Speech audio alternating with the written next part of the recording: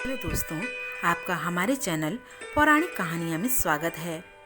भारत में 4 धामों में से भगवान जगन्नाथ का मंदिर एक माना जाता है। यह प्राचीन और सुप्रसिद्ध मंदिर पुरी अथवा उड़ीसा राज्य के समुद्री तट पर बसा हुआ है। जगन्नाथ मंदिर विष्णु के 8वें अवतार श्री कृष्ण को समर्पित है।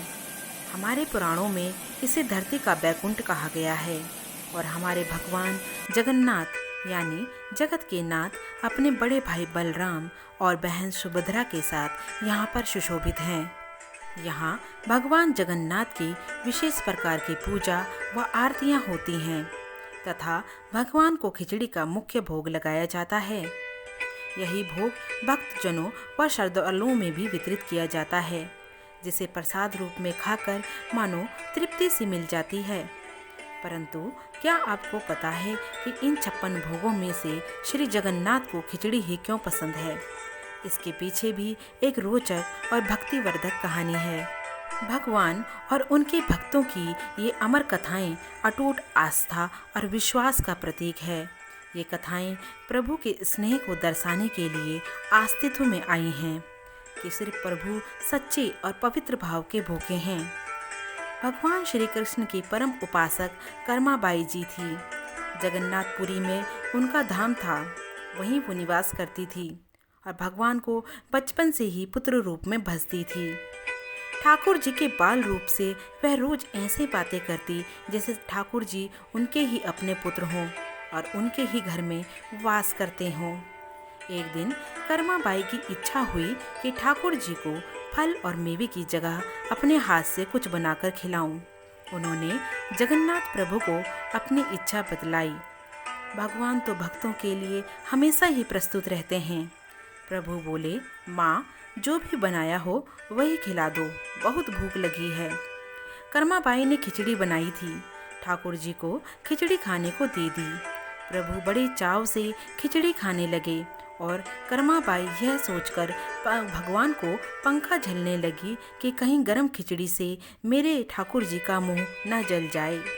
संसार को अपने मुख में समाने वाले भगवान को कर्माबाई एक माता की तरह पंखा कर रही थी और भगवान भक्त की भावना में भाव विभोर हो रहे थे। भक्त वत्सल भगवान ने कहा, माँ, मुझे तो खिचड़ी बहुत अच्छी लगी। मेरे लिए आप रोज इसी प्रकार की ही खिचड़ी पकाया करें, मैं तो यही आकर खाऊंगा। अब तो कर्माबाई जी रोज सुबह उठती और सबसे पहले खिचड़ी बनाती, बाकी सब कुछ बाद में करती थी। भगवान भी सुबह सवेरे दौड़े आते ही कहते, माँ, जल्दी से मेरी प्रिय खिचड़ी लाओ। प्रतिदिन का यही क्रम बन गया। भगवान सुबह सुबह आते, भोग लगाते और फिर चले जाते। एक बार एक महात्मा कर्माबाई के पास आए। महात्मा ने उन्हें सुबह सुबह खिचड़ी बनाते देखा तो नाराज होकर कहा, माता जी, आप यह क्या कर रही हो? सबसे पहले नहा धोकर पूजा पाठ करना चाहिए, लेकिन आपको तो अपने पेट की चिंता सताने लगी है। कर्माबाई बोली, तो क्या करूं महाराज, संसार जिस भगवान की पूजा अर्चना कर रहा होता है वही सुबह सुबह भूखे आ जाते हैं। उनके लिए ही तो मैं सब काम छोड़कर पहले खिचड़ी बनाती हूँ। महात्मा ने सोचा कि शायद कर्माबाई की बुद्धि फिर गई है। यह तो ऐसे बोल रही है कि जैसे भगवान इनकी खिचड़ी के लिए ही भूखे बैठे हों और वास्तव में ही इधर आते हों। महात्मा कर्माबाई को समझाने लगे, माता जी, तुम भगवान को अशुद्ध कर रही हो। सुबह स्नान के बाद सबसे पहले रसोई की साफ सफाई किया करो, फिर भगवान के लिए भोग बनाया करो।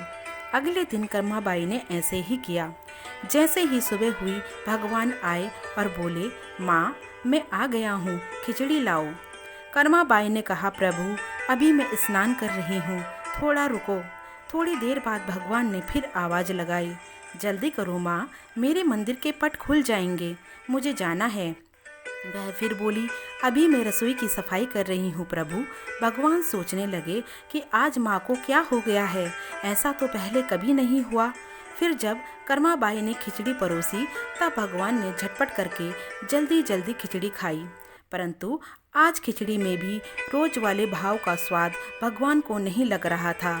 फिर जल्दी जल्दी में भगवान बिना पानी पिए ही मंदिर से भागे।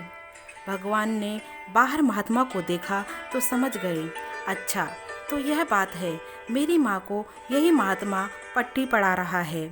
अब यहाँ ठाकुर जी के मंदिर के पुजारी ने जैसे ही मंदिर के पट खोले तो देखा भगवान के मुख पर खिचड़ी लगी हुई है।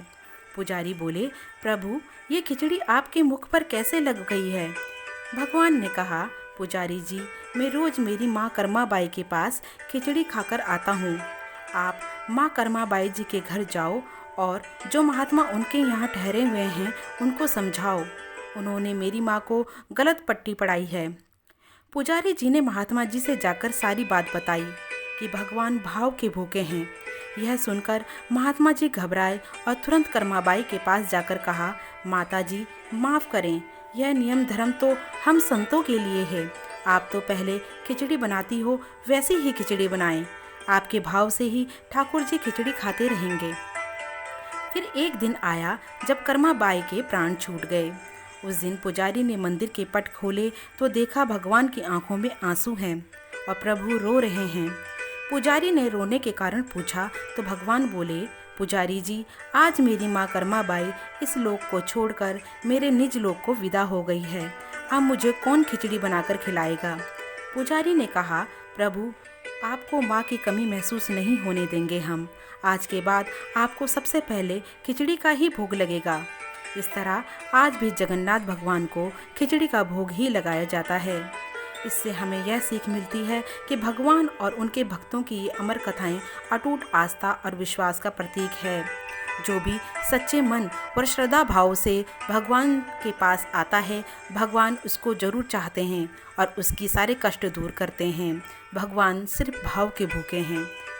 तो दोस्तों, इस प्रकार आपने ये कहानी सुनी कि भगवान श्री कृष्ण को खिचड़ी का भोग क्यों लगाया जाता है जगन्नाथपुरी में। आशा करते हैं आपको ये कहानी पसंद आई होगी। धन्यवाद।